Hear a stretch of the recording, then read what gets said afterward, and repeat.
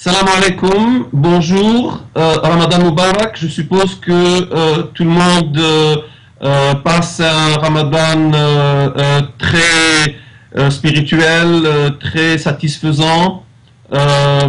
Et nous arrivons vers la fin de ce mois sacré. Nous voulons savoir, évidemment tout le monde voudrait savoir quelle date correspondra à la fin du Ramadan, à l'Aïd, au début du mois de Shawwal.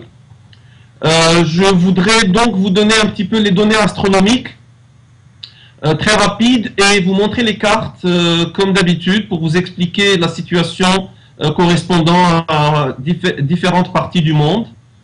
Alors la conjonction, comme j'ai expliqué la dernière fois, c'est-à-dire le moment où la Lune se trouve dans le plan qui sépare la Terre du Soleil, la conjonction, ou ce qui correspondrait donc à la nouvelle Lune, se produira le 17 août en fin de journée. Par rapport au centre de la Terre, cela se produira à 15h54 en temps universel, c'est-à-dire GMT.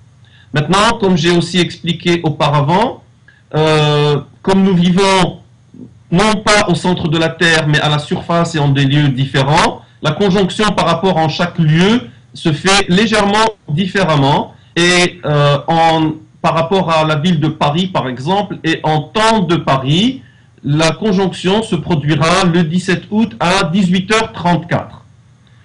Maintenant, quand on entend que ça se produira en fin de journée, comme ça, à 18h34, et sachant que le coucher du soleil se fait vers 21h, 21h02 à Paris, on doit se dire immédiatement que, bon, de toutes les manières, c'est pas possible, parce que le temps qui se sera écoulé, il n'y aura eu que 2-3 heures, donc est impossible de voir le croissant à Paris. Et effectivement, en fait, la Lune se sera couchée même avant le coucher du Soleil, 6 minutes avant en fait, et donc il n'y a pas possibilité du tout de voir le croissant, ni à Paris, ni en France, ni dans toute l'Europe. Et en fait, vous allez voir la première carte que je vais vous montrer, c'est la carte donc de ce qui se produira le 17 août.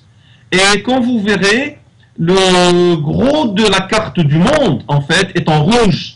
C'est-à-dire que la Lune n'est pas dans le ciel ce soir-là.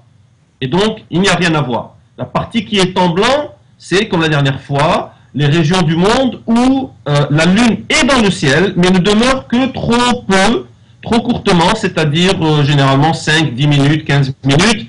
Et comme j'ai déjà expliqué, le record du monde pour voir le croissant à l'aide du télescope est d'environ 20 minutes et à l'aide de l'œil nu est d'environ 30 minutes, 29 minutes. Donc, le gros du monde n'aura pas le croissant dans le ciel ou aura le croissant mais trop courtement ou trop finement pour qu'il soit visible. Cependant, vous allez voir, vous noterez qu'il y a une partie de l'océan Pacifique tout à l'ouest, au sud-ouest, qui est en bleu. C'est-à-dire que dans cette région-là, s'il y a des îles, ou même si quelqu'un est en bateau, à l'aide d'un télescope, on pourra voir le télescope de ce point-là. Et ça, évidemment, là, ça soulève une question assez intéressante. C'est-à-dire que si on adopte le critère de l'UOUF, qui est le critère turc, qui est un critère logique, il n'y a pas de problème avec ce critère en principe, qui dit que on entame le mois si le croissant est visible n'importe où dans le monde. Alors là, vous voyez bien que le croissant sera visible quelque part dans le monde, à l'extrême sud-ouest de la carte du monde, dans l'océan Pacifique. Et sur cette base-là, si on veut être complètement cohérent, eh bien, l'Aïd devra être décrété pour le jour suivant, c'est-à-dire le 18 août.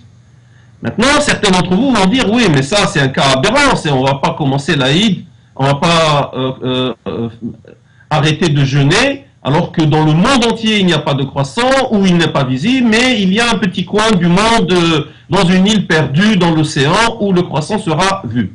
Bon, ce n'est pas une question de coin perdu ou coin pas perdu, ou dans l'océan ou pas dans l'océan. Si on veut être rigoureux et appliquer le principe que l'on aura adopté, il faudra considérer ce cas-là comme étant un cas positif. C'est-à-dire que le croissant est visible quelque part dans le monde.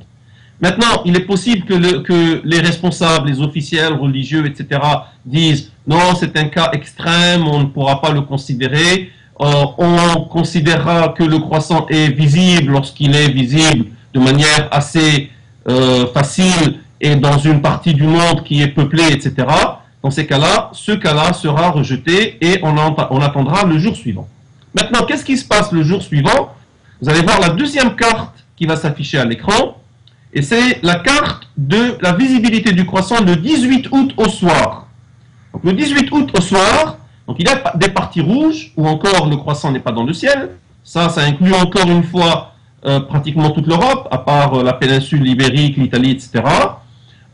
Une certaine partie du monde musulman, la mer Méditerranée par exemple, mais vous voyez que le gros du monde est soit en vert, c'est-à-dire que le croissant est facile à voir même à l'œil nu, soit en violet, c'est-à-dire que le croissant sera visible si les conditions météorologiques sont bonnes ou très bonnes.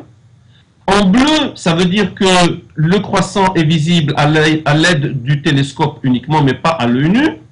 Et vous voyez donc qu'il y a une très grande partie du monde où le croissant sera donc visible. Et là, pour ceux qui acceptent que que le mois commence si le croissant est vu quelque part, il est clair que là, le croissant va être vu quelque part et le mois se terminera ce soir-là et donc l'Aïd sera le jour suivant, le 19 août. Maintenant, pour les pays qui insistent pour que le croissant soit vu localement ou régionalement, là, il y aura des endroits, probablement l'Iran, probablement l'Irak, probablement le Pakistan, qui, même ce soir-là, diront « Nous ne l'avons pas vu, nous ne pouvons pas le voir, et nous attendrons encore une fois un jour d'après, c'est-à-dire qu'ils ne verront le croissant que le 19, et ils ne fêteront l'Aïd que le 20. » Bon, moi je pense que c'est un peu exagéré tout cela. Si il est visible même au télescope dans la péninsule arabique ou en Égypte, comme vous voyez le gros de l'Égypte, le gros de la Libye, le gros de l'Algérie, le gros du Maroc, pour avoir le croissant à l'aide de télescopes puisqu'ils sont dans la zone bleue. Donc, en principe, les autres pays devraient s'aligner ou devraient accepter. Et dans ces cas-là, évidemment, le gros du monde musulman fêtera l'Aïd le 19 août. Hein. Donc, cette carte, c'est pour le 18. Donc, le 18 au soir, beaucoup de régions du monde musulman pourront voir le croissant et l'Aïd sera le jour suivant, c'est-à-dire le 19 août. Je pense que la plupart du monde musulman et les communautés musulmanes des autres pays, c'est-à-dire en Europe en particulier, vont considérer ce cas-là et donc fêter l'Aïd tous ensemble le 19 août. Mais il y a une possibilité, comme j'ai dit il y a quelques moments, que quelqu'un insistera que le croissant est visible quelque part dans le monde le soir du 17 août, et dans ces cas-là, logiquement, je dis bien logiquement, rigoureusement, scientifiquement, l'Aïd pourra être décrété pour le 18. Voilà, j'espère que cela n'est pas trop compliqué, que cela a été clair et